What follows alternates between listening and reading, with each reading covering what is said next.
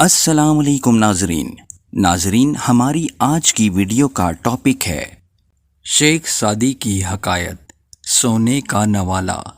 ایک چوہا کسی جنگل میں بھوک کی مصیبت سہتا تھا، لیکن آزادی سے رہتا تھا، نہ کسی دشمن کا ڈر اور نہ ہی کسی چیز کا خطرہ۔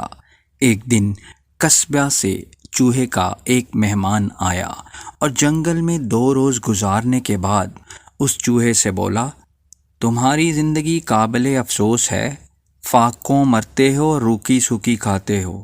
چلو تم میرے ساتھ میرے گھر، وہاں تمہیں کھانے کو مرغن غذائیں، گھی، دودھ، پستہ، بادام، گری اور اخروٹ وغیرہ کھلاؤں گا۔ جنگل کے چوہے کے منہ میں پانی بھر آیا، بڑا خوش ہوا، اس کے ساتھ تیاری کر کے اس کے گھر قصبہ میں آ گیا۔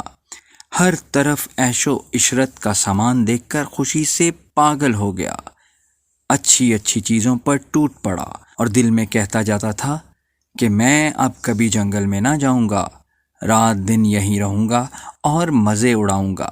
ابھی وہ مزے لوٹ ہی رہا تھا کہ ایک بچہ اندر آیا۔ اس نے چوہا دیکھا تو ایک پتھر اٹھا کر مارا۔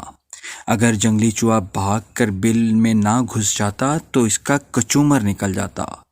تھوڑی دیر کے انتظار کے بعد جنگلی چوہا گری بادام کے مزے کے لیے دوبارہ باہر نکل آیا۔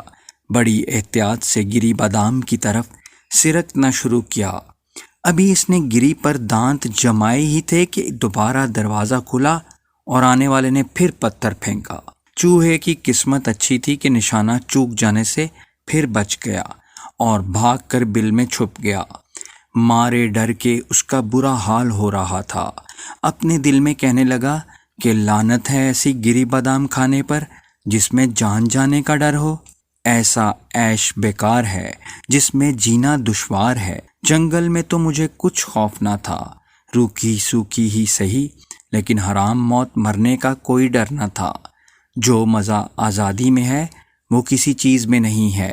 یہ کہہ کر وہ چپکے سے جنگل کی طرف روانہ ہو گیا۔ حاصل کلام: دوستو، آزادی سب سے بڑی نعمت ہے۔ غلامی میں سونے کے نوالے کس کام کے، جہاں ہر وقت موت کا ڈر خوف ہو۔